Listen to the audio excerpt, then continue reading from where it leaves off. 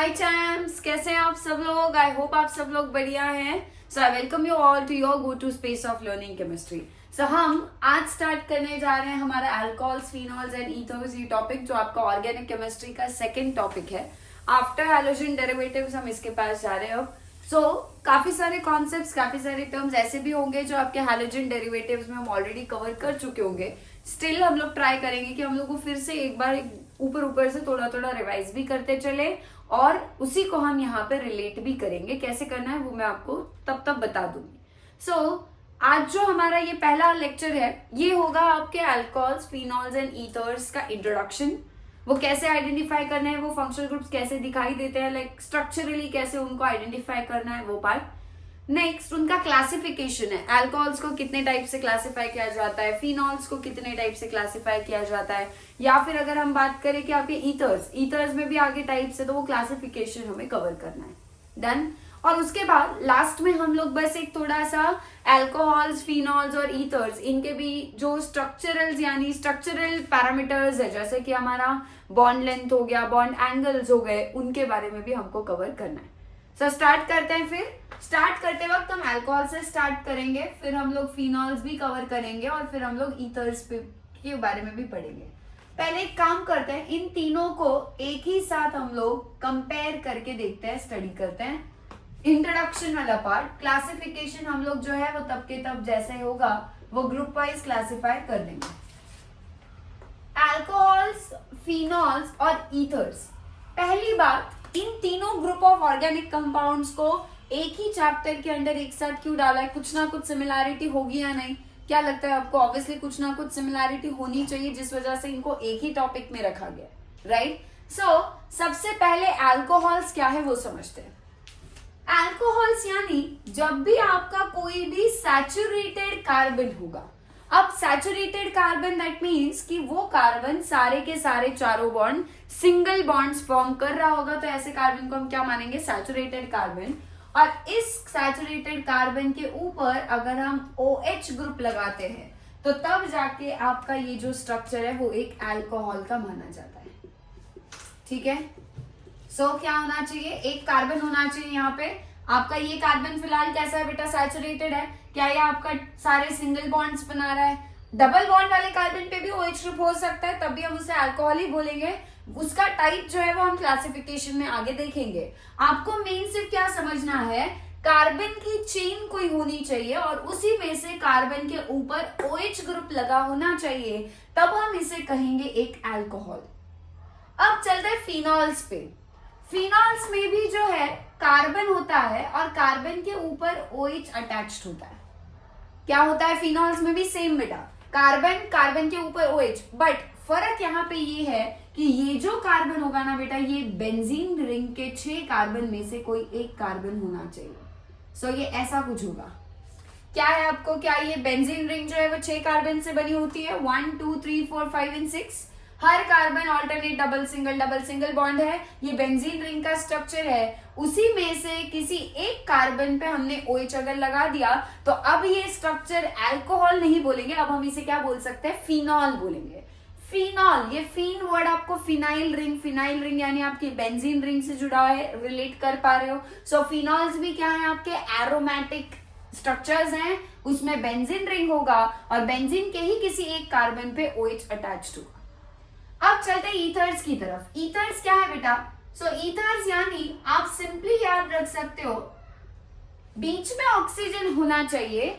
Oxygen के एक तरफ आपका कार्बन कंटेनिंग कोई ग्रुप लगा होना चाहिए। वो एलिफैटिक भी हो सकता है, एलिफैटिक यानी स्ट्रेट चेन या फिर ब्रांच्ड हो, और वो एरोमेटिक भी हो सकता है। एरोमेटिक यानी यहाँ पे बेंजीन रिंग भी हो सकती है, फर्क नहीं पड़ेगा। क्या होना चाहिए? सिर्फ ऑक्सीजन की दोनों तरफ से आपके कार्बन ग्रुप्स होने चाहिए। इस तरफ भी एक कार्बन की चेन, इस तरफ भी एक कार्बन की चेन हो सकती है, कोई भी कार्बन कंटेनिंग ग्रुप लगा होना चाहिए। इस तरफ हो सकता है एलिफैटिक ग्रुप हो, इस तरफ हो सकता है एरोमेटिक हो सकता है इधर भी एलिफैटिक इधर भी एलिफैटिक हो सकता है, दोनों जगह एरोमेटिक भी हो। एरोमेटिक यानी बेंजीन रिंग की बात करें, क्या बेंजीन रिंग के किसी कार्बन भी यहाँ पे अटैच हो सकता है ऑक्सीजन के साथ? बिल्कुल हो सकता है। ईथर्स में पॉसिबिलिटीज बहुत सारे हैं, आपको बस चेक क्या करना है? COC लिंकेज होना चाहिए। फिर से रिपीट कर रही हूँ, ईथर्स में जो लिंकेज आप चेक करोगे, किसी भी कंपाउंड को एक ईथर बुलाने के लिए आपको जो लिंकेज ध्यान देना है, that is COC, carbon oxygen carbon single bond. ये लिंकेजेस प्रेजेंट होने चाहिए। इस लिंकेज को हम बोलेंगे ईथर लिंकेज। ठीक है, अब एक पॉइंट है जो यहीं पे ही हम लोग कवर कर लेते हैं। ईथर्स को अनहाइड्राइड्स ऑफ अल्कोहल्स भी बोला जाता है। ये क्यों, उसका मतलब क्या है वो भी बता रही हूं, बट पहले आप लोग ये समझो कि क्या बोला जाता है ईथर्स को, अनहाइड्राइड्स ऑफ अल्कोहल्स। ये याद रखना है, ईथर्स को क्या माना जाता है, अनहाइड्राइड्स माने जाते हैं किसके, अल्कोहल्स के। कैसे, दो अल्कोहल ले लो बेटा, ROH, और एक अल्कोहल ले लेते हैं, उसमें भी क्या होगा आपका ROH। अब ये R मतलब क्या है आपका, कार्बन की चेन, जो ये कार्बन का ग्रुप है उसी को हमने कैसे रिप्रेजेंट किया, R से। तो अल्कोहल्स को हम कैसे रिप्रेजेंट कर सकते हैं बेटा, ROH, ये आपका अल्कोहल्स का रिप्रेजेंटेशन है। फिनॉल्स में क्या होगा, नॉर्मल अल्काइल ग्रुप नहीं है, वहां पे क्या आपकी फिनाइल रिंग और उसके ऊपर OH है। फिनाइल रिंग के लिए हम क्या यूज करते हैं, AR यानी एरोमेटिक रिंग विद OH, ये आपका फिनॉल का रिप्रेजेंटेशन है। तो अगर इससे आगे कहीं पे भी ROH लिखा है तो that means it is an alcohol, AROH लिखा है तो that means it will be an phenol. ठीक है, it will be a phenol. और ईथर्स के लिए हम क्या यूज कर सकते हैं, ये कार्बन वाला ग्रुप R, फिर इस तरफ बीच में ऑक्सीजन, फिर इस तरफ एक R। अब ये R जो है इसके जगह आपका एरोमेटिक अगर होगा तो आप कैसे रिप्रेजेंट कर सकते हो, क्या आप AR ऐसा भी बता सकते हैं। तो AR मतलब एरोमेटिक रिंग, R यानी आपका नॉर्मल फंक्शनल ग्रुप, बिना बेंजीन के कोई भी कार्बन की चेन होनी चाहिए। अब इसमें से एक काम करो बेटा, वाटर रिमूव करते हैं, दोनों अल्कोहल्स का मिला के वाटर रिमूव करो। वाटर कैसे रिमूव करते हैं, मान लो एक हाइड्रोजन निकाल दिया, यहाँ से OH निकाल दिया, क्या निकल गया बाहर, क्या यहाँ से वाटर निकल जाएगा बाहर, H2O। क्या यहाँ से H और यहाँ से OH निकलने के बाद वाटर एलिमिनेट हो रहा है, एग्जैक्टली। क्या आपका ये RO, ये ऑक्सीजन का और हाइड्रोजन का बॉन्ड टूटा है, क्या ऑक्सीजन का एक बॉन्ड कम दिखाई दे रहा है अब आपको, यस। अब इस तरफ देखो, क्या इस R का और ऑक्सीजन का भी बॉन्ड टूटा है, तभी ये OH बाहर निकला है, राइट। सो क्या यहाँ पे R और ऑक्सीजन का ये जो बॉन्ड टूटेगा, क्या ये R ग्रुप फिर फ्री हो जाएगा, हाँ। क्या ये R ग्रुप आपका यहाँ पे आके जुड़ के ROR बन गया क्या, ईथर, करेक्ट है। सो इस तरीके से क्या हमने दो अल्कोहल मॉलिक्यूल्स को लेकर वाटर उसमें से बाहर निकालकर एक ईथर रेडी किया है। इसीलिए अनहाइड्राइड का मतलब क्या होता है, अनहाइड्राइड, हम लोग कार्बोक्सिलिक एसिड्स के भी अनहाइड्राइड पढ़ने वाले हैं। अनहाइड्राइड ये वर्ड आपको जो मैंने लिस्ट बनाने के लिए बोला है उस लिस्ट में नोट करना है। अनहाइड्राइड्स मींस जिसमें से वाटर रिमूव किया होगा।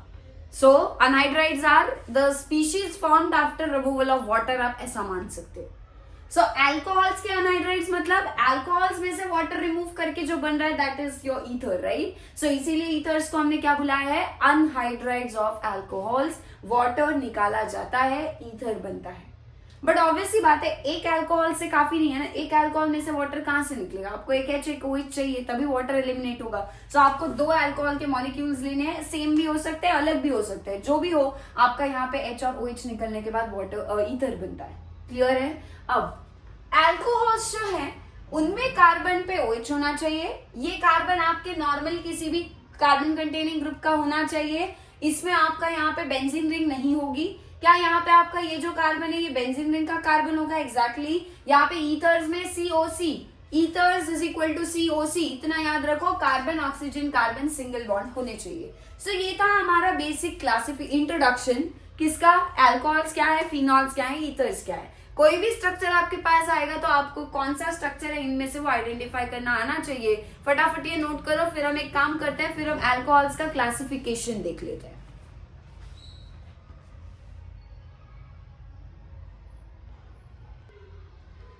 सो चलो अब देखते हैं अल्कोहल्स का क्लासिफिकेशन। अल्कोहल्स को क्लासिफाई करते वक्त हम दो तरीके से करने वाले। फर्स्ट जो पार्ट ए है ये किसके बेसिस पे, on the basis of number of OH groups. OH group structure में कितने हैं, किसी भी अल्कोहल के स्ट्रक्चर में कितने OH ग्रुप्स प्रेजेंट है उसके अकॉर्डिंग। सेकेंड जो क्लासिफिकेशन है वो है based on hybridization of carbon, ठीक है। अब हाइब्रिडाइजेशन कैसे पहचानना है वो मैंने ऑलरेडी बताया भी है, बट अगेन हम लोग फिर से देखेंगे हाइब्रिडाइजेशन कैसे चेक किया जाएगा, ठीक। सो अब यहाँ पे बात करते हैं, पहला based on number of OH groups, ठीक। OH ग्रुप्स कितने होंगे, मान लो अगर किसी अल्कोहल में एक OH ग्रुप प्रेजेंट है, सिर्फ पूरे स्ट्रक्चर में कितने OH हैं? 1। तो ऐसे अल्कोहल्स को हम बोलते हैं मोनोहाइड्रिक अल्कोहल्स। सो मोनो का मतलब है सिंगल, हाइड्रिक क्यों बोला है? क्योंकि हाइड्रोक्सी OH ग्रुप को हम हाइड्रोक्सी ग्रुप से हाइड्रोक्सिल ग्रुप भी बुलाते हैं। सो इसीलिए हाइड्रिक वर्ड जो है वो किससे रिलेटेड है? आपके OH ग्रुप से रिलेटेड है। तो मोनोहाइड्रिक यानी सिंगल OH जिसमें प्रेजेंट होगा। अगर आपका मान लो एक स्ट्रक्चर है अल्कोहल का और उसमें आपको 2 OH ग्रुप्स एक ही स्ट्रक्चर में दिखाई दे दिए, तो जब 2 OH ग्रुप्स होंगे तब ऐसे अल्कोहल्स को हम बोलेंगे डाइहाइड्रिक अल्कोहल्स। ठीक है, डाई का मतलब है 2, हाइड्रिक यानी हाइड्रोक्सिल ग्रुप्स, आपके OH ग्रुप्स 2 होंगे तब आप ऐसे अल्कोहल्स को क्या बोलोगे? डाइहाइड्रिक अल्कोहल बुलाओगे। अगर 3 होंगे तो समझ गए होंगे ऑलरेडी क्या होगा, ये 3 OH ग्रुप्स होंगे तो फिर क्या होगा? क्या ये हम इसे ट्राइहाइड्रिक अल्कोहल बुला सकते हैं? ट्राइहाइड्रिक अल्कोहल्स, ट्राई का मतलब है अगेन 3 और हाइड्रिक यानी आपके हाइड्रोक्सिल ग्रुप्स यानी OH ग्रुप्स। तो ऐसे अल्कोहल्स को हम क्या बोलेंगे? Trihydric alcohols. अब एक चीज याद रखो, क्या हम इन्हें पॉलीहाइड्रिक अल्कोहल्स बोल सकते हैं? पॉली यानी बहुत सारे, सिंगल होगा तो मोनो, एक से ज्यादा होंगे तो पॉलीहाइड्रिक, पॉलीहाइड्रिक में आपके 2 होंगे तो डाइहाइड्रिक, 3 होंगे तो ट्राइहाइड्रिक। करेक्ट है। अब इसका एक एग्जाम्पल है बेटा, वो एग्जाम्पल याद रखना। आप ये वाला स्ट्रक्चर में ड्रॉ कर रही हूं, आप बताओ कि ये किस टाइप का अल्कोहल है, फिर मैं इसका आपको नाम बता देती हूँ। सो CH2 पे OH, फिर CHOH और फिर आपका CH2 के ऊपर OH लगा। बताओ मुझे कौन से टाइप का अल्कोहल है ये? क्या आपको इसके स्ट्रक्चर में 3 जगह पे 3 OH ग्रुप्स दिखाई दे रहे हैं? यस। क्या फिर ये ट्राइहाइड्रिक अल्कोहल होगा? करेक्ट। इसका जो नाम है, ये स्ट्रक्चर जो होता है ये है ग्लिसरॉल का स्ट्रक्चर। ये आपको याद रखना है, ग्लिसरॉल किस टाइप का अल्कोहल होता है। ऐसा क्वेश्चन ऑलरेडी CET में आ चुका है। आपको ग्लिसरॉल किस टाइप का अल्कोहल है, मोनो, डाई, ट्राई, कौन सा, कितना, उसका basis of number of OH groups, on the basis of that आपको ये क्वेश्चन आ चुका है। ग्लिसरॉल का स्ट्रक्चर याद रखना है, 3 कार्बन और तीनों कार्बन पे एक एक OH ग्रुप लगा होगा। So this is the structure of glycerol. और ग्लिसरॉल जो है वो आपका ट्राइहाइड्रिक अल्कोहल का एग्जाम्पल भी है। Done. So based on the number of OH groups आपको ये मेन चीजें हैं, मोनो, डाई, ट्राई क्या है वो पता होना चाहिए और वो आसान भी है। बढ़ते हैं आगे। Based on the hybridization of carbon, carbon का हाइब्रिडाइजेशन कौन सा है जिसपे आपका OH ग्रुप अटैच्ड है? एक चीज याद रखो, जब भी कोई अल्कोहल आपके पास होगा, क्या उस अल्कोहल में बहुत सारे कार्बन एटम्स भी हो सकते हैं, बट क्या किसी एक पर्टिकुलर कार्बन पे या 2 पर्टिकुलर कार्बन एटम्स पे ही आपका OH ग्रुप अटैच्ड होगा? तो आप कौन से वाले कार्बन पे फोकस करोगे? क्या आपके लिए बाकी सब कार्बन एटम्स इंपॉर्टेंट है, सारे इक्वली इंपॉर्टेंट है, या वो कार्बन ज्यादा इंपॉर्टेंट है जिन पे OH ग्रुप अटैच्ड है? क्या वही कार्बन हमारे लिए सबसे इंपॉर्टेंट है?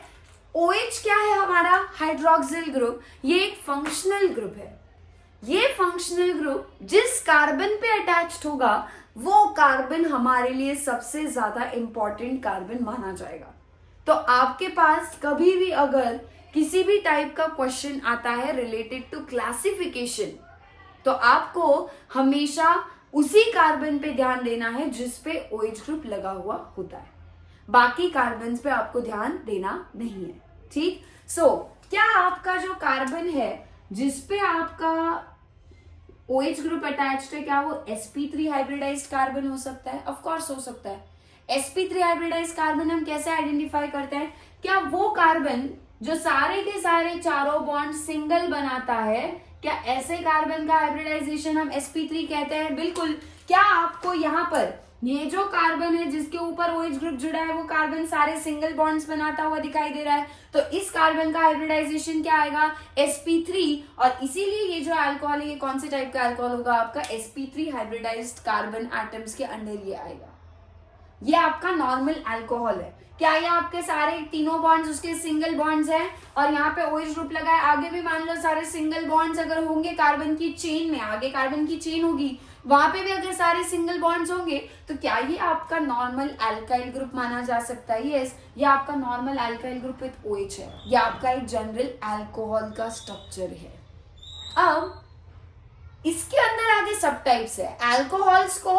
sp3 हाइब्रिडाइज कार्बन वाले अल्कोहल्स को हम आगे क्लासिफाई कर सकते हैं किसमें? क्या हम इनको आगे 1 डिग्री, 2 डिग्री और 3 डिग्री में क्लासिफाई कर सकते हैं? बिल्कुल कर सकते हैं। 1 डिग्री यानी प्राइमरी अल्कोहल, 2 डिग्री यानी सेकेंडरी अल्कोहल, 3 डिग्री यानी टर्शियरी अल्कोहल। फिर से क्या हमने कार्बन की डिग्री निकालना कैसे है, 1 degree carbon, 2 degree carbon, 3 degree carbon कैसे पहचानते हैं ये भी देखा है। क्या आप वहां से ये जब OH ग्रुप अटैच्ड होगा जिस कार्बन पे, फिर से क्या सिर्फ उसी कार्बन पे फोकस करोगे? बिल्कुल। अब मान लो ये केस है आपके सामने, ठीक है, 3 स्ट्रक्चर्स में निकाल रही हूं।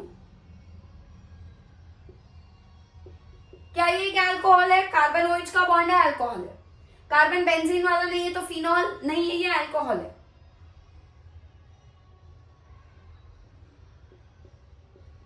फिर से क्या कार्बन OH का बॉन्ड है? यस। क्या ये कार्बन बेंजीन वाला है? नहीं, ये नॉर्मल कार्बन है आपका।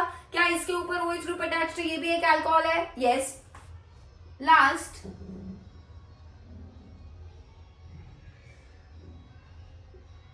क्या ये जो स्ट्रक्चर अभी अभी मैंने ड्रॉ किया, क्या this is also structure of an alcohol? Yes. Why? क्योंकि इधर भी कार्बन और OH का बॉन्ड है। OH ग्रुप जब कार्बन के ऊपर अटैच्ड होगा so that will be an alcohol, और ये जो कार्बन है ये बेंजीन वाले कार्बन नहीं है, सो इसीलिए ये फिनॉल तो नहीं है, अल्कोहल है। अब अगर मैं आपसे इस कार्बन और इस कार्बन में से पूछूं, ये दोनों कार्बन में से तो आपके लिए ज्यादा इंपॉर्टेंट कार्बन कौन सा होगा? क्या यही होगा क्योंकि ये OH से कनेक्टेड है? यस। क्या आपको ये कार्बन sp3 हाइब्रिडाइज्ड है? बिल्कुल, सारे बॉन्ड सिंगल है, पर sp3 के अंदर क्या ये कार्बन सिर्फ आगे एक ही और कार्बन से जुड़ा है? इस कार्बन के ऊपर सिर्फ एक कार्बन अटैच्ड होने की वजह से क्या ये आपका प्राइमरी कार्बन माना जाएगा? अब इस कार्बन 3 कार्बन है यहाँ पे, तीनों कार्बन में से क्या यही कार्बन हमारे लिए ज्यादा इंपॉर्टेंट है क्योंकि वो OH के साथ बॉन्ड बना रहा है? यस। और इस कार्बन की अगर मैं आपसे डिग्री पूछूं तो बताओ क्या होगी? जो कार्बन आगे और 2 कार्बन से अटैच्ड होता है, क्या ऐसे कार्बन को हम 2 डिग्री कार्बन बोलेंगे? ये कार्बन देख लो बीच वाला, क्या ये 3 कार्बन के साथ जुड़ा हुआ है? यस। और क्या ये फिर 3 डिग्री कार्बन हुआ? बिल्कुल। क्या आप OH ग्रुप प्राइमरी कार्बन पे अटैच देख पा रहे हो? क्या आप OH ग्रुप सेकेंडरी कार्बन पे अटैच देख पा रहे हो? क्या आप OH ग्रुप टर्शरी कार्बन पे अटैच देख पा रहे हो? इसीलिए इस अल्कोहल को हम बोलेंगे प्राइमरी अल्कोहल, इस अल्कोहल को बुलाएंगे सेकेंडरी अल्कोहल, और ये जो लास्ट वाला स्ट्रक्चर है this is a tertiary alcohol. So alcohols को अगर आपका कार्बन sp3 हाइब्रिडाइज्ड है तो उसमें हम 1 डिग्री, 2 डिग्री, 3 डिग्री अल्कोहल्स ऐसे सब टाइप्स देखते हैं। प्राइमरी, सेकेंडरी और टर्शरी अल्कोहल्स किस बेसिस पे बनाए गए हैं? जो कार्बन आपका OH ग्रुप से कनेक्टेड होगा उस कार्बन की डिग्री देखेंगे और वही हमारे अल्कोहल का भी टाइप डिसाइड करेगा। सिर्फ एक चीज पे ध्यान रखना, फोकस उसी कार्बन पे करना जो OH यानी फंक्शनल ग्रुप के साथ जुड़ा है। So this carbon is the most important carbon जो OH के साथ बॉन्ड बना रहा है rather than the other carbons। अब एक स्ट्रक्चर है आपके पास, उसमें 100 कार्बन एटम्स है, पर उनमें से सिर्फ एक ही है जिसपे OH है, तो आपके लिए वो 99 carbon atoms are of no use. उनका कोई हमें इंपॉर्टेंस इतना नहीं होगा जितना इंपॉर्टेंस वो कार्बन OH के साथ वाला जो है वो होल्ड करता है। So that is why you have to focus only on that carbon during classification. Done? अब अल्कोहल्स में sp3 हाइब्रिडाइज कार्बन के और कौन से हो सकते हैं? ये तो आपका जनरल है, अल्कोहल करेक्ट है। अब ये कार्बन में एक स्ट्रक्चर बना रही हूं, ठीक है,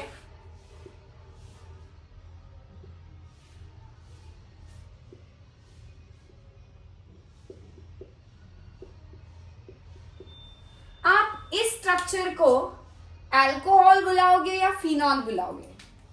यहां पे फिनाइल रिंग यानी बेंजीन रिंग है बीच में, OH ग्रुप भी है। आपको इस स्ट्रक्चर को अल्कोहल कहोगे या फिनॉल कहोगे? थोड़ा सोच समझ के आंसर डिसाइड करना। आंसर मिल गया, आपने सोच लिया क्या है आपका आंसर? तो अब मैं बताती हूं। हम फिनॉल कब बुलाते हैं किसी भी स्ट्रक्चर को?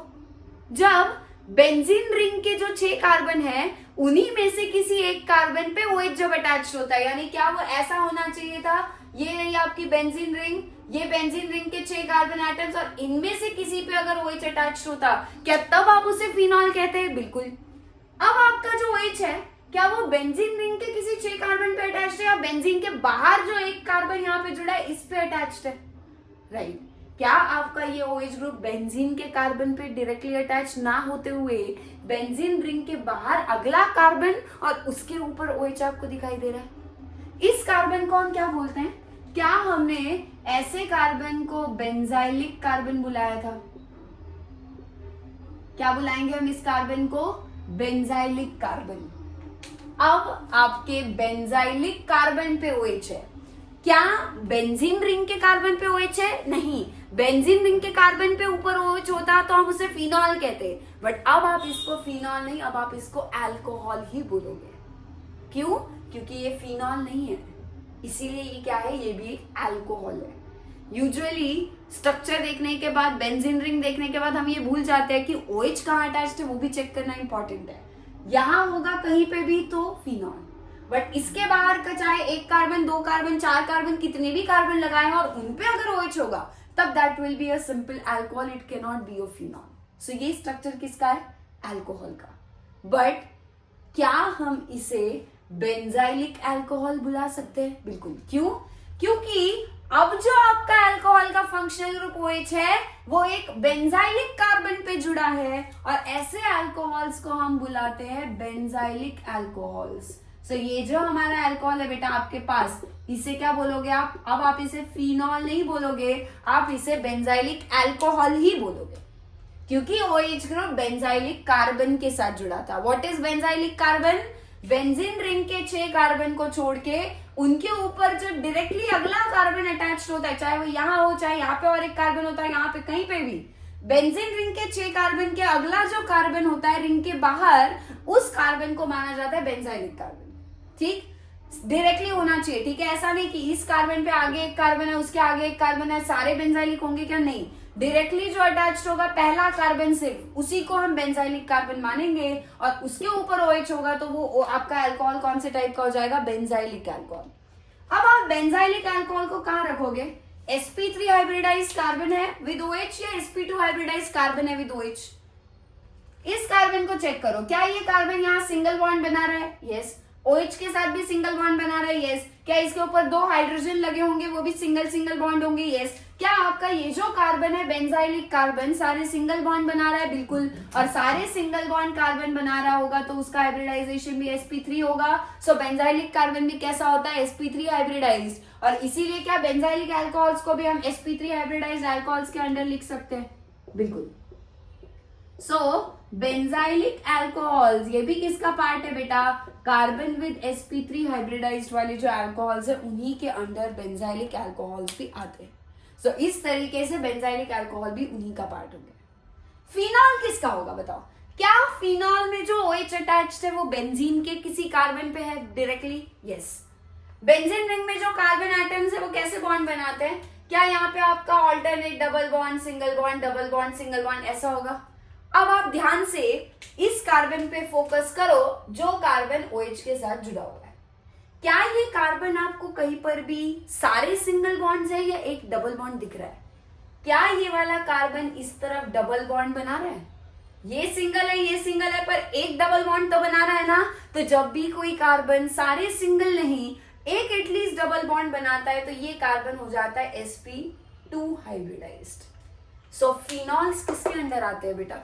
क्या फिनॉल्स में OH ग्रुप जो अटैच्ड है वो sp3 कार्बन पे अटैच्ड होगा या sp2?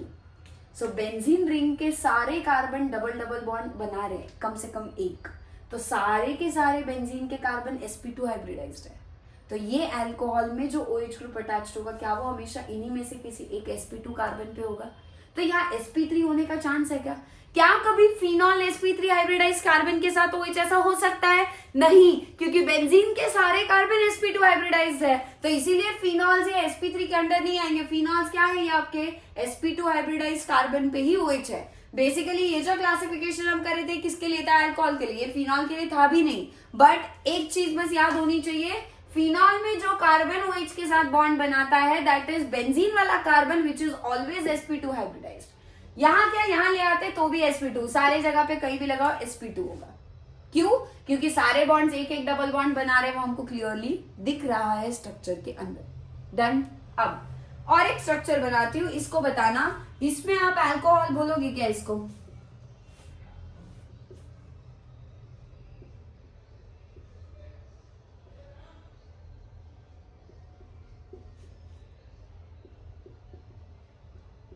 बताओ, क्या ये स्ट्रक्चर एक अल्कोहल का स्ट्रक्चर है?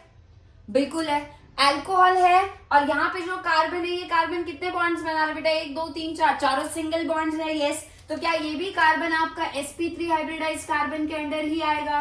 तो जो हम sp3 हाइब्रिडाइज वाला केस देख रहे हैं, वो ये वाला एग्जाम्पल भी उसी के अंडर आता है। अब ऐसे कार्बन को हम क्या बोलते हैं, याद करो, हैलोजन डेरिवेटिव्स में बताया है।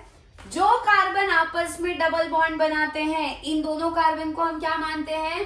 ये दोनों होंगे हमारे विनाइलिक कार्बन, करेक्ट है।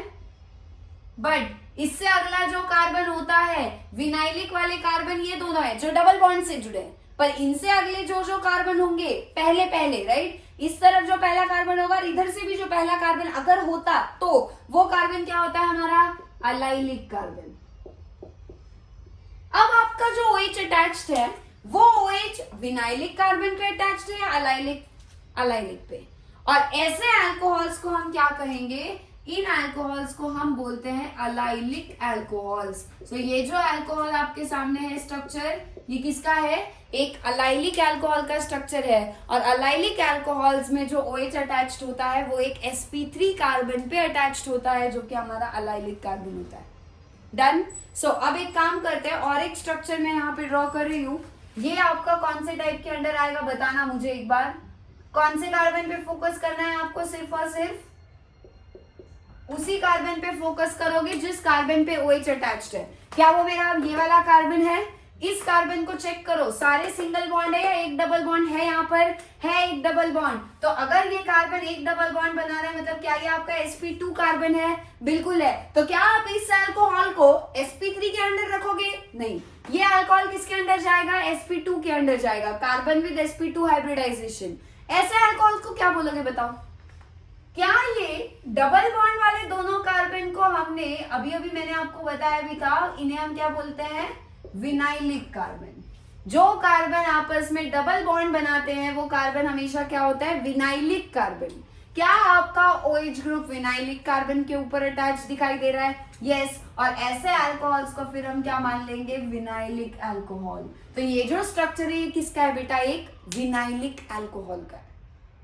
और विनाइलिक अल्कोहल की जब बात आएगी, अब आपको कैसे क्वेश्चन हो सकता है? देखो, आपको स्ट्रक्चर नहीं भी दिया है, बट आपको क्वेश्चन में बोला है कि ये एक कोई विनाइलिक अल्कोहल आपके पास है।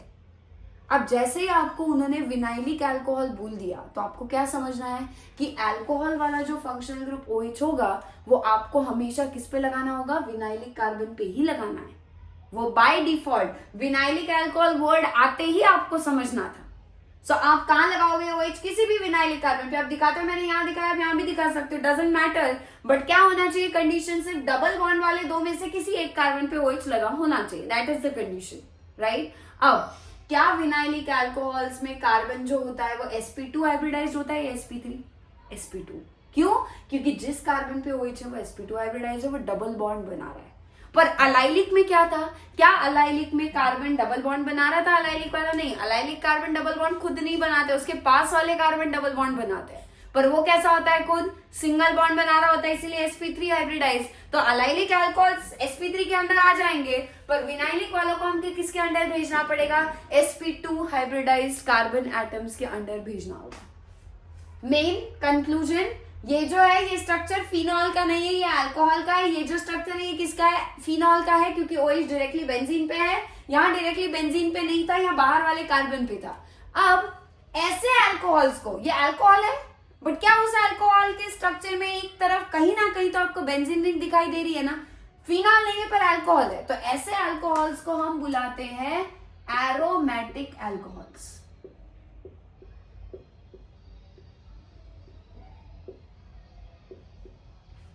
अब कुछ स्टूडेंट्स को ये कंफ्यूजन हो जाता है, एरोमेटिक अल्कोहल का है मतलब ही फिनॉल की बात हो रही है। गलत।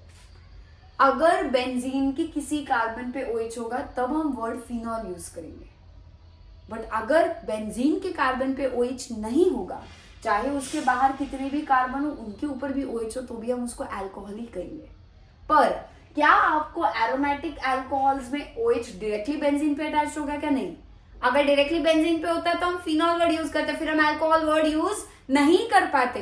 पर अल्कोहल बोला है पर कैसा एरोमेटिक, तो वो एरोमेटिक वर्ड इसलिए यूज किया है क्योंकि है तो ये अल्कोहल बट उसके स्ट्रक्चर में एक बेंजीन रिंग दिखाई दे रही है, इसीलिए हम ऐसे स्ट्रक्चर्स को एरोमेटिक अल्कोहल्स भी कहेंगे। So this structure benzylic alcohol जो है वो एक तरह का एरोमेटिक अल्कोहल भी माना जा सकता है। So this is the summary. ये तरीका है जिस तरीके से हम अल्कोहल्स को क्लासिफाई करते हैं। आपको मेन क्या पता होना चाहिए, sp3 में आपको प्राइमरी सेकेंडरी टर्शरी अल्कोहल कैसे आइडेंटिफाई करना है वो पता होना चाहिए। क्या आपका अलाइलिक कार्बन जो है ये भी प्राइमरी सेकेंडरी टर्शरी हो सकता है? फिलहाल कैसा है देखो, अलाइलिक कार्बन क्या एक ही कार्बन से जुड़ा है तो प्राइमरी, पर अगर मैं मान लो यहाँ पे हाइड्रोजन हटा के इधर एक कार्बन लगा दूं, फिर बताओ क्या अब ये अलाइलिक कार्बन दो कार्बन से जुड़ा है तो सेकेंडरी हुआ? तो क्या ये अलाइलिक अल्कोहल जो है क्या वो आपका सेकेंडरी टाइप का हो जाएगा? अगर मैं ये भी H हटा दूं और यहाँ पे भी एक कार्बन लगा दूं, अब अलाइलिक कार्बन पे ध्यान दो, क्या अलाइलिक कार्बन अब टर्शरी है? क्या ये अलाइलिक अल्कोहल भी फिर टर्शरी होगा? Yes. So primary secondary tertiary वो कहीं पर भी हम बता सकते हैं। किस पे डिपेंड करता है? आपके कार्बन की डिग्री पे डिपेंड करता है जो OH के साथ जुड़ा है, दैट्स इट। बेंजाइलिक क्या है, फिर एरोमेटिक अल्कोहल्स और फिनॉल्स कैसे डिफरेंट है, फिर आपका विनाइलिक अल्कोहल क्या होता है, ये सारे टर्म्स इंपॉर्टेंट है। कहाँ sp2 कहाँ sp3 हाइब्रिडाइजेशन मिलेगा, ये सब कुछ इंपॉर्टेंट था। इस तरीके से हम अल्कोहल्स को और फिनॉल्स को बेसिकली क्लासिफाई कर सकते हैं। आप फटाफट ये नोट करो, फिर हम ईथर्स का क्लासिफिकेशन पढ़ लेते हैं। सो अब क्लासिफिकेशन आपका हो चुका होगा कंप्लीट लिखकर। सो मैंने यहाँ पे क्या किया है, बस एक समरी बनाया है। अल्कोहल्स में क्लासिफिकेशन हाइब्रिडाइजेशन के बेसिस पे sp3 वाले अलग, sp2 वाले अलग। sp3 में अल्कोहल्स आते हैं नॉर्मल, उसमें 1 डिग्री 2 डिग्री 3 डिग्री हो सकते हैं। अलाइलिक अल्कोहल्स भी कहाँ आते हैं sp3 के अंदर, इसमें भी आपका allylic carbon 1 degree 2 degree 3 degree हो सकता है, उसके हिसाब से किया है। आपके बेंजाइलिक अल्कोहल्स भी कहाँ आते हैं, 1 डिग्री sp3 के अंदर ही आते हैं, उसमें भी 1 डिग्री 2 डिग्री 3 डिग्री हो सकता है। यानी इन सब में हम क्या कर सकते हैं आगे, alcohol, allylic, vinylic, sorry benzylic, इनमें हम आगे 1 डिग्री 2 डिग्री 3 डिग्री भी फाइंड कर सकते हैं अल्कोहल की। किस पे डिपेंड करेगा, सिर्फ उसी कार्बन पे जिस पे OH अटैच्ड है, वो खुद 1 डिग्री होगा तो 1 डिग्री 2 डिग्री होगा तो 3 डिग्री होगा, तो उसके अकॉर्डिंग हमने क्लासिफाई किया है। अब आते हैं sp2 वाले भी कौन आते हैं आपके, विनाइलिक अल्कोहल्स, ये सिर्फ sp2 के अंडर आते हैं। फिर फिनॉल्स में क्या, हम फिनॉल्स में हमेशा बेंजीन का कार्बन sp2 होने की वजह से ये भी sp2 हाइब्रिडाइज कार्बन होगा जो OH से जुड़ा होगा हमेशा। यस। इसमें भी क्या मोनोहाइड्रिक, डाइहाइड्रिक, ट्राइहाइड्रिक हो सकते हैं, बिल्कुल हो सकते हैं। आपको या वैसे तो हम जब नॉमेनक्लेचर पढ़ेंगे ना तब कुछ ऐसे फिनॉल्स है जिनका मोनोहाइड्रिक, डाइहाइड्रिक और ट्राइहाइड्रिक है, उनके कुछ कॉमन नेम्स है जो स्पेसिफिक है, तो वो हम कॉमन नॉमेनक्लेचर के वक्त फिर से मैं आपको ये मोनोहाइड्रिक, फिनॉल, डाइहाइड्रिक, ट्राइहाइड्रिक कौन सा है वो बता दूंगी। बट मोनोहाइड्रिक फिनॉल क्या होगा बताओ, अगर बेंजीन रिंग पे टोटल सिर्फ एक ही OH जुड़ा है कहीं पर भी तो वो मोनोहाइड्रिक होगा, पर दो जगह पे आपको OH दिखाई दे रहा है बेंजीन के दो अलग अलग कार्बन पे तो डाइहाइड्रिक, 3 अलग अलग कार्बन पे OH है तो वो क्या होगा, ट्राइहाइड्रिक। अब वो 3 OH कहीं भी लगे हो सकते हैं, बस हमें लेना देना किससे है, कितने OH है उसके अकॉर्डिंग क्लासिफिकेशन होता है। ये था हमारा अल्कोहल्स और फिनॉल्स का ओवरऑल क्लासिफिकेशन। अब क्या अल्कोहल्स में भी हमने मोनोहाइड्रिक, डाइहाइड्रिक, ट्राइहाइड्रिक पढ़ा था, ठीक है। अल्कोहल्स में भी क्या होंगे आपके, मोनोहाइड्रिक, डाइहाइड्रिक, ट्राइहाइड्रिक, किसके हिसाब से होगा, ये नंबर ऑफ OH ग्रुप्स के हिसाब से हम यहाँ पे भी ये क्लासिफिकेशन अप्लाई कर सकते हैं। इसमें से हमने जो डिटेल में ये सब कुछ जो पढ़ रहे हैं हम, ये सिर्फ किसके लिए पढ़ रहे हैं, मोनोहाइड्रिक, जिसमें सिर्फ एक OH है एक ही कार्बन पे, उसी की बात की जा रही है।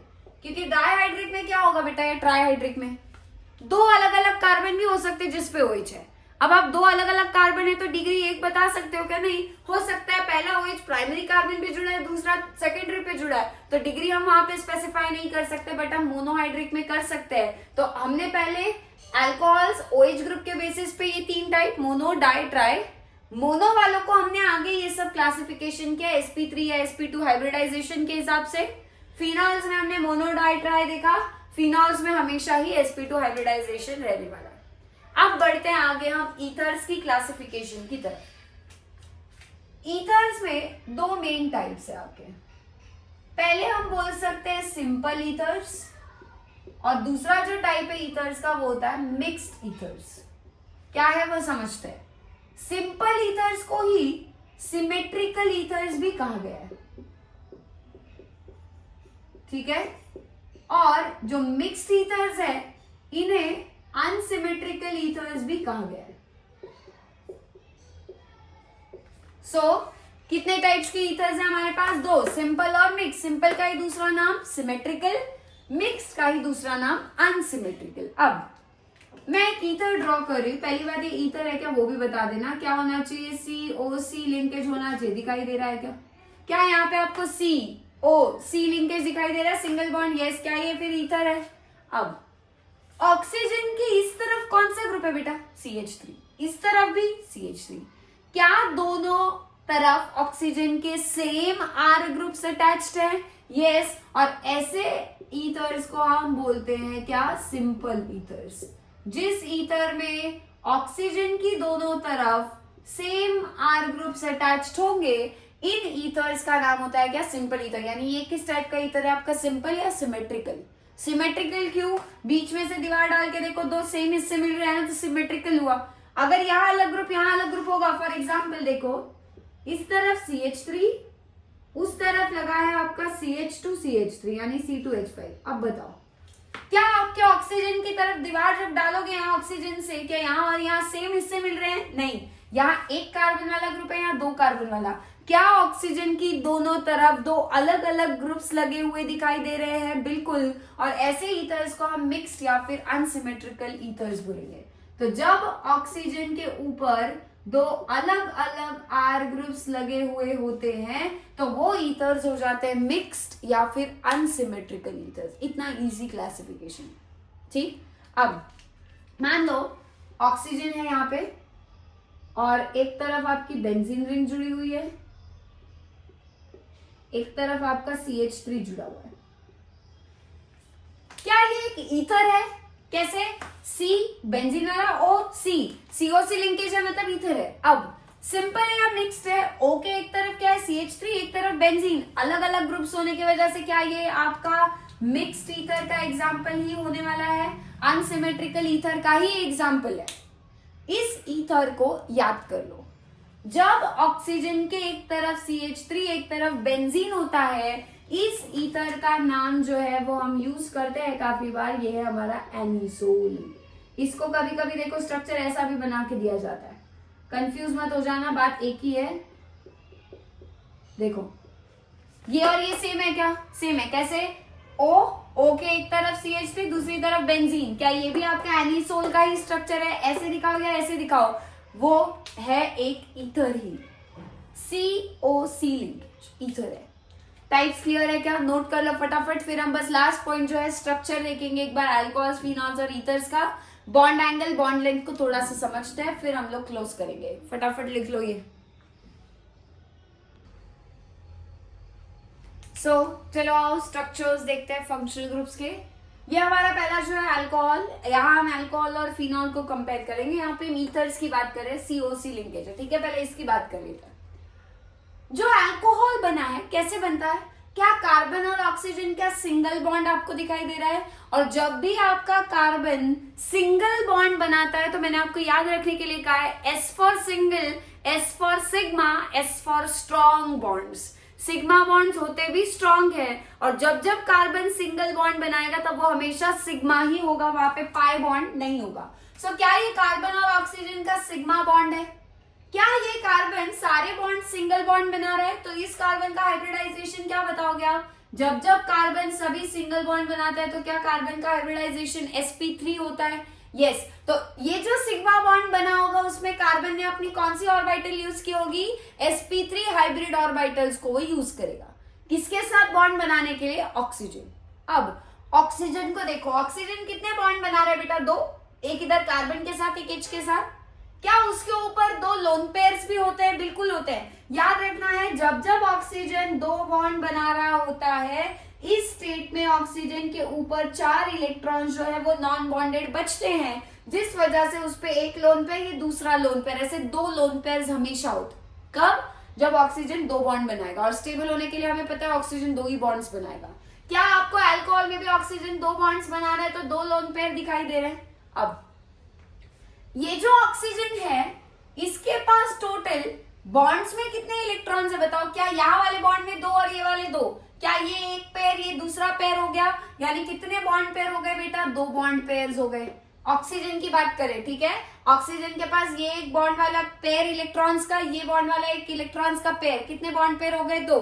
लोन पेयर भी कितने हैं 2। तो ऑक्सीजन के पास अल्कोहल के स्ट्रक्चर में कितने बॉन्ड पेयर और कितने लोन पेयर्स होते हैं, 2 बॉन्ड पेयर्स और 2 लोन पेयर्स। अब जब भी ऑक्सीजन 2 बॉन्ड बनाएगा क्या हमेशा उसके पास 2 बॉन्ड पेयर यहाँ पे, एक पेयर ये और 2 लोन पेयर होंगे, यस। और ऐसे केस में ऑक्सीजन का जो हाइब्रिडाइजेशन होता है वो भी क्या होता है बेटा, sp3। तो हमारा जो ऑक्सीजन है यहाँ पे उसका भी हाइब्रिडाइजेशन क्या आ जाएगा, sp3, और कार्बन का तो ऑलरेडी हम डिसाइड कर चुके थे sp3।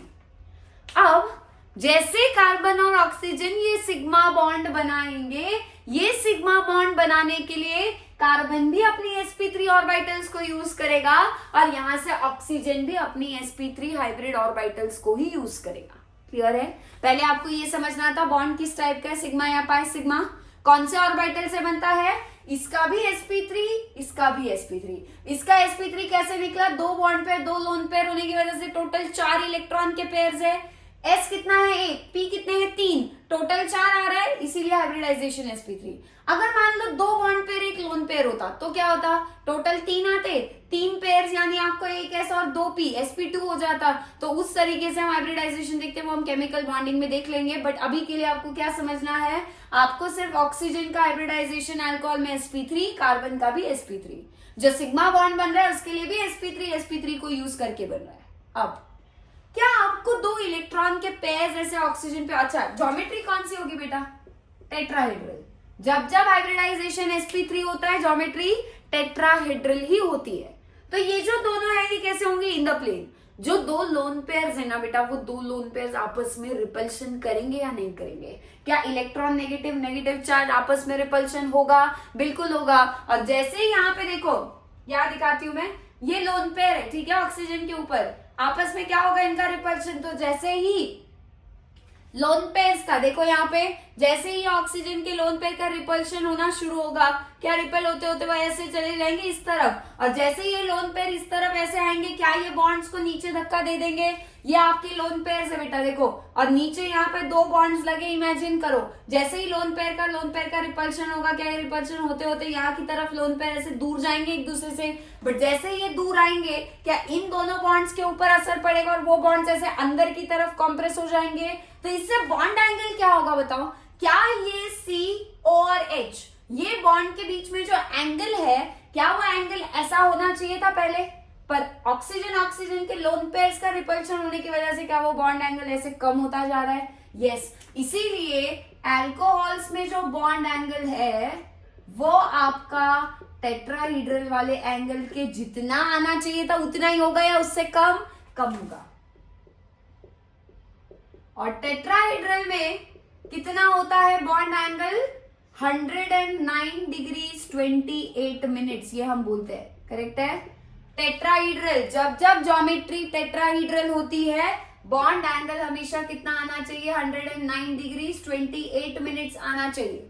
बट यहाँ पे रिपल्शन होने की वजह से क्या आपका बॉन्ड एंगल 109 डिग्री 28 मिनट से घट जाएगा, क्या वो 108 107 डिग्री तक जा सकता है, बिल्कुल 109 से कम होगा, पर ये पक्का है।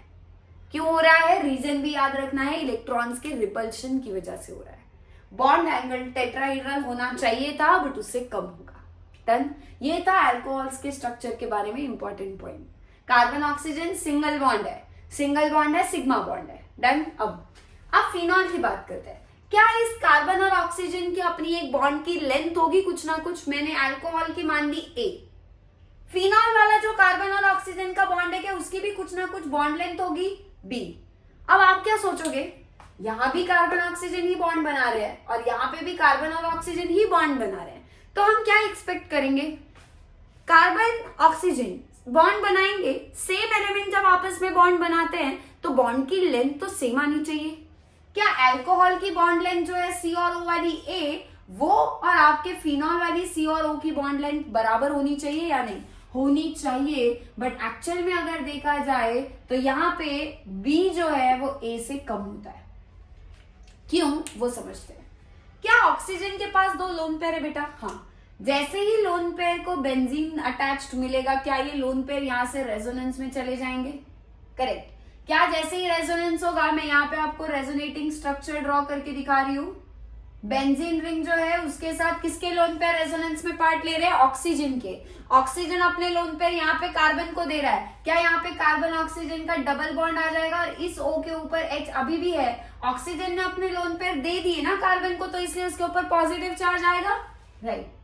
क्या होगा? क्या ये अगला जो बॉन्ड है कार्बन, वो अपना पाई बॉन्ड ऊपर आगे शिफ्ट कर देगा अगले कार्बन पे, उस पे आ जाएगा नेगेटिव, बाकी बॉन्ड एज इट इज रहेंगे। क्या ये नेगेटिव आगे घूमेगा, फिर ये बॉन्ड आगे शिफ्ट होगा, यहाँ नेगेटिव, फिर वो नेगेटिव आगे, ऐसे रेजोनेंस होगा। रेजोनेंस से क्या फिनॉल स्टेबल हो रहा है? बिल्कुल हो रहा है। अब जो कार्बन और ऑक्सीजन की बॉन्ड की हम बात कर रहे थे, होना कैसे चाहिए था? सिंगल। पर क्या रेजोनेंस होते ही वो डबल बॉन्ड में कन्वर्ट हो रहा है? यस। कार्बन और ऑक्सीजन का बॉन्ड सिंगल होना चाहिए था। किस केस में? फिनॉल के केस में बात हो रही है, ठीक है। फिनॉल की बात कर रही हूं मैं, अभी अल्कोहल को मैंने बीच में लाया नहीं है। फिनॉल के केस में जो सी और ओ का बॉन्ड सिंगल होना चाहिए था, ऑक्सीजन ने अपनी एक और इलेक्ट्रॉन पेयर को कार्बन को देके क्या उधर डबल और एक डबल बॉन्ड और एक बॉन्ड बना लिया। सो कितने बॉन्ड्स बन गए बेटा? 2। अब बताओ, क्या कार्बन कार्बन सिंगल और डबल बॉन्ड में फर्क होता है? बिल्कुल होता है। याद रखना, ये कार्बन कार्बन का सिंगल बॉन्ड जो होगा ना, वो लॉन्ग बॉन्ड होता है, लंबा होता है। अब कार्बन और कार्बन को डबल बॉन्ड बनाना है। डबल बॉन्ड बनाना है मतलब क्या? उनके बीच में और स्ट्रॉन्ग बॉन्ड बन रहा है, 2 बॉन्ड्स बन रहे हैं ना। क्या कार्बन और कार्बन पहले इधर थे, एक बॉन्ड बना रहे थे, जैसे ही उनकी बॉन्डिंग स्ट्रॉन्ग होगी क्या वो और नजदीक आएंगे? बिल्कुल। तो जब कार्बन कार्बन के डबल बॉन्ड बन जाएगा, वो और पास आ जाएंगे, बॉन्ड छोटा हो जाएगा। आप ट्रिपल बॉन्ड भी कंसीडर कर लेते हैं, यहाँ पे बात निकली है तो ट्रिपल बॉन्ड यानी और एक बॉन्ड बनाना है कार्बन कार्बन को, क्या और नजदीक आ जाएंगे?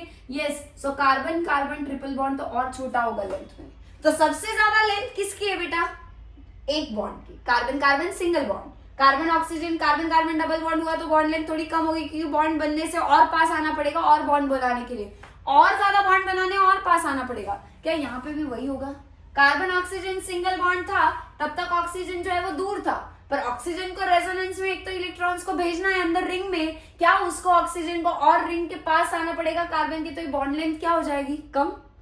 यानी क्या फिनॉल के केस में अगर रेजोनेंस नहीं होता तो क्या होता बताओ?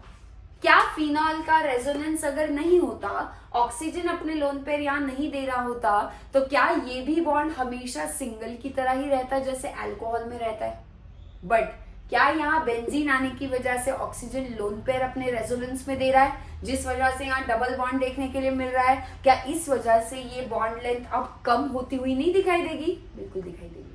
बनाते हुए हम उसको सिंगल बॉन्ड की तरह ही दिखाते हैं, क्योंकि बनता एक ही है, पर वो रेजोनेंस बैकग्राउंड में चलता होता है, वो बिहाइंड द सीन्स है, समझ लो। वो सामने नहीं है पर वो होता है, हमेशा बैकग्राउंड में चलता रहेगा। ये आगे आएगा, फिर ये आगे आएगा, फिर ये आगे आएगा, फिर से ये बॉन्ड खुलेगा, फिर ऑक्सीजन न्यूट्रल होगा, फिर वो लोन पेयर देगा। ये कंटिन्यूअस प्रोसेस जो है वो बैकग्राउंड में चलती रहती है, बट हम स्ट्रक्चर ऐसे ही दिखाते हैं, ठीक है। अब क्या आपके फिनॉल में कार्बन ऑक्सीजन का बॉन्ड सिंगल है प्योर, या डबल बॉन्ड कैरेक्टर है उसमें? है, रेजोनेंस की वजह से।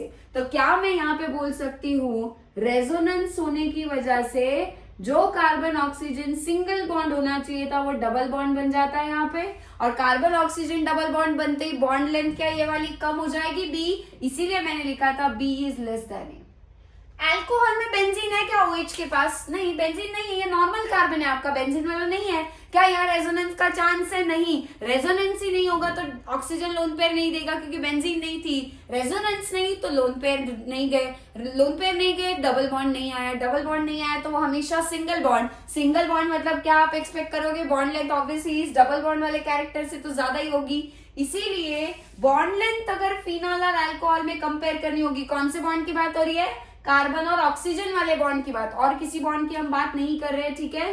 क्या आपका फिनॉल के केस में बॉन्ड लेंथ हमेशा अल्कोहल से कम होने वाली है? ये मेन कंक्लूजन है। रीजन? रेजोनेंस। ऊपर से क्या अल्कोहल में जो कार्बन है यहाँ पे जिसपे OH लगा है ऑक्सीजन वो sp3 है, बट यहाँ पे वही कार्बन कैसा है बेटा sp2 है। इस वजह से भी रेजोनेंस में बॉन्ड लेंथ में फर्क पड़ता है। क्लियर है? जैसे हमने ये देखा वैसे ही आप कार्बन ऑक्सीजन बॉन्ड पे भी अप्लाई कर सकते हो। क्लियर? अब आगे बढ़ते हैं। ये क्या है हमारे बेटा? ईथर्स। ईथर्स में एक ही मेन आपको कंक्लूजन याद रखना है, फिनॉल और अल्कोहल वाली बॉन्ड लेंथ का कंपैरिजन इंपॉर्टेंट है। यहाँ बॉन्ड एंगल जो है वो 109 से कम क्यों होता है रिपल्शन की वजह से, वो इंपॉर्टेंट था। ईथर्स में भी ऐसा एक ही पॉइंट है स्ट्रक्चर में जो बहुत जरूरी है, वो समझते हैं। क्या आपको फिर से कार्बन ऑक्सीजन कार्बन ये सारे सिग्मा बॉन्ड दिखाई दे रहे हैं? कार्बन सारे सिंगल बॉन्ड बना रहे हैं, sp3 होगा। ऑक्सीजन के ऊपर दो बॉन्ड पेयर दिख रहे हैं, दो बॉन्ड्स में, और दो लोन पेयर, यानी ऑक्सीजन भी sp3 होगा। इधर वाला कार्बन भी सारे सिंगल बॉन्ड बना रहे हैं, sp3 होगा। बेंजीन होगा तो बस वहां पे sp2 हाइब्रिडाइजेशन हो सकता है। क्या आपको सिग्मा सिग्मा बॉन्ड दिखाई दे रहा है? डन। अब ईथर के केस में एक तरफ कार्बन वाला ग्रुप है और दूसरी तरफ भी कार्बन वाला ग्रुप है। क्या ये आपके कार्बन कार्बन वाले ग्रुप जो है वो साइज में बड़े होंगे? और जब ये बल्की ग्रुप्स, बल्की यानी हेवी ग्रुप्स, ऐसे अगर मान लो आप उनको जितना पास लाने के, फॉर एग्जांपल ये है आपके वो दो बल्की ग्रुप्स, ठीक है, कार्बन कार्बन, ये बीच में क्या है आपका ऑक्सीजन। अब ये ग्रुप कैसे बल्की है बेटा? बल्की है तो ये जो है इसको जगह कम मिल रही है तो वो क्या करेगा, इसको उधर ढकेलेगा। इसको जगह कम मिलेगी, इसको इधर ढकेलेगा। क्या आप ये पहले ऐसे होने चाहिए थे, बट एक दूसरे को रिपेल कर करके क्या ये एंगल जो है वो बीच का उनका गैप बढ़ाएंगे ताकि उनके आसपास के जो तीन ग्रुप लगे हैं वो अच्छे से रह सके, शांति से, सुकून से, है ना। तो उसके लिए क्या करना पड़ता है, क्या इस ऑक्सीजन के आसपास ये जो दो ग्रुप्स लगे हैं यहाँ और यहाँ, ये एक दूसरे को रिपेल कर करके एक दूसरे से दूर भेज देंगे। बॉन्ड एंगल क्या हो जाएगा बेटा? बॉन्ड एंगल बढ़ जाएगा। क्या आपका बॉन्ड एंगल बढ़ जाएगा यहाँ पे? क्या मैं ये बोल सकती हूं कि बॉन्ड एंगल किसमें? ईथर्स में। किससे ज्यादा होगा बेटा? अल्कोहल्स के साथ हम कंपेयर कर रहे हैं इन्हें। और क्या रीजन है बॉन्ड एंगल ज्यादा होने का? क्योंकि यहाँ पे कार्बन कार्बन के जो बल्की ग्रुप्स है, इन बल्की ग्रुप्स का आपस में क्या होता है? रिपल्शन होता है। अल्कोहल में क्या था बेटा? एक तरफ कार्बन था ना, बड़ा ग्रुप था, पर एक तरफ तो छोटा सा हाइड्रोजन बैठा है। ये बड़ा ग्रुप है, ये छोटा सा ग्रुप है, इनके बीच में होगी क्या आपस में कोई नोकझोंक? नहीं होगी। ये दोनों आपस में सुकून से बैठेंगे क्योंकि एक छोटा है एक बड़ा है, पावर इसकी चलेगी। पर यहाँ पे इसको एडजस्ट होने के लिए हाइड्रोजन है ना सामने, वो तो इतनी सी जगह ले लेगा, ये बाकी ग्रुप्स चैन से रह लेंगे। पर यहाँ तो दोनों तरफ से कंपटीशन है बेटा, ये दोनों आपस में झगड़ा कर करके बॉन्ड एंगल को बढ़ा देंगे। ये ऑक्सीजन के लोन पेयर के बारे में भी नहीं सोचेंगे। आप बोलोगे मैम यहाँ भी तो ऑक्सीजन के लोन पेयर है, ये नहीं सोचते बेटा। ये जो ग्रुप्स है आपस में इतना झगड़ा करते हैं, ऑक्सीजन बोलते चल भाई मैं सहन कर लेता हूँ, तुम दोनों मत करो झगड़ा, तुम दोनों बॉन्ड एंगल बढ़ा लो, तो बॉन्ड एंगल बढ़ जाता है। क्या ऑक्सीजन में लोन पेयर के बीच में रिपल्शन हो रहा था ऊपर वाले, इस वजह से इन ग्रुप्स को इनको पास आना पड़ रहा था। अब ये पास आने को क्यों अग्री करेंगे? अगर यहाँ बल्कि ग्रुप होता तो क्या होता? ये पास आने को कभी मानते क्या दोनों? नहीं। पर यहाँ हाइड्रोजन है तो ये कार्बन बोलता है चल ठीक है, तेरे ऊपर बर्डन नहीं आना चाहिए ऑक्सीजन को, मैं हम दोनों जो है हम एडजस्ट कर लेते हैं, पास आ जाते हैं, बॉन्ड एंगल कम। यहाँ ये दोनों एडजस्ट नहीं करते, दोनों झगड़ा कर करके ऑक्सीजन को एडजस्ट करना पड़ता है, बॉन्ड एंगल बढ़ जाता है। क्लियर है? अब आता है बॉन्ड लेंथ। ईथर्स में भी कार्बन ऑक्सीजन का बॉन्ड है और यहाँ पे आपके अल्कोहल में भी कार्बन ऑक्सीजन का बॉन्ड है। बॉन्ड लेंथ पे ज्यादा कोई खास फर्क नहीं पड़ता है, जितना बॉन्ड लेंथ लगभग ईथर्स में होता है उतना ही अल्कोहल में होगा। बॉन्ड लेंथ कब बदलेगा? फिनॉल में बदलेगा। क्यों बदलेगा? रेजोनेंस की वजह से बदलेगा। ईथर में बेंजीन नहीं है ना, हो सकती है एरोमेटिक, बट अगर हम नॉर्मल अल्काइल ग्रुप्स माने तो बेंजीन नहीं है, रेजोनेंस नहीं है, सिंगल सिंगल बॉन्ड ही होगा हमेशा, तो बॉन्ड लेंथ पे कोई फर्क नहीं पड़ेगा। जैसे अल्कोहल में है लगभग उतना ही बॉन्ड लेंथ ईथर में भी होता है। अब आपको आज क्या करना है, एक बार आपको ये सारा मैंने पार्ट जो है एक्सप्लेन कर दिया।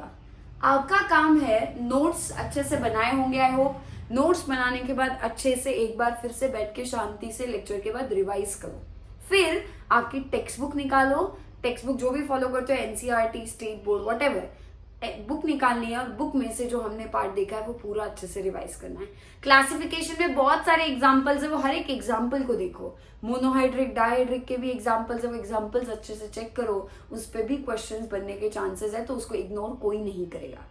हम हमेशा हार्ड पे ध्यान देते हैं, डिफिकल्ट वाली चीजों पे ही ध्यान देते हैं, और वो करते करते सिंपल चीजों को इग्नोर करते हैं, but that is not right. आपको याद रखना है कि हर एंट्रेंस एग्जामिनेशन में सब तरह के क्वेश्चंस होंगे, डिफिकल्ट भी इजी भी। इजी इग्नोर करोगे, सिर्फ डिफिकल्ट करने के लिए जाओगे तो हो सकता है इजी भी लूज कर दो। सो हमारा क्राइटेरिया, हमारा पैटर्न क्या होना चाहिए, हमें दोनों पे फोकस करना है। पहले इजी वालों को और इजी बनाते हैं, फिर हम डिफिकल्ट वालों को इजी बनाने की तरफ जाएंगे, बट उसके लिए पहले आपके बेसिक्स, आपके आसान चीजें जो है वो अच्छे से फंडामेंटल चीजें क्लियर होनी चाहिए जो हम कर रहे हैं। क्लियर है? सो आई होप मैंने जो आपको बोला है आप वो पैटर्न फॉलो करोगे। क्वेश्चंस भी हम सॉल्व करेंगे।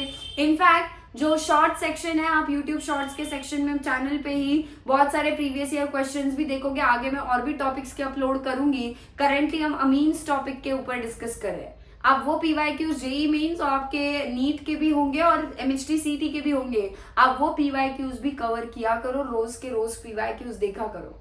उससे एक आइडिया मिल जाता है एक टॉपिक पे किस टाइप के क्वेश्चंस आ सकते हैं, बन सकते हैं। सो इसी नोट पे आज हम यहीं पे स्टॉप करते हैं। मिलते हैं जल्दी नेक्स्ट वीडियो में। नेक्स्ट वीडियो में हम अल्कोहल्स और फिनॉल्स को पहले उनका नॉमेनक्लेचर, उनका methods of preparation, chemical properties cover करेंगे।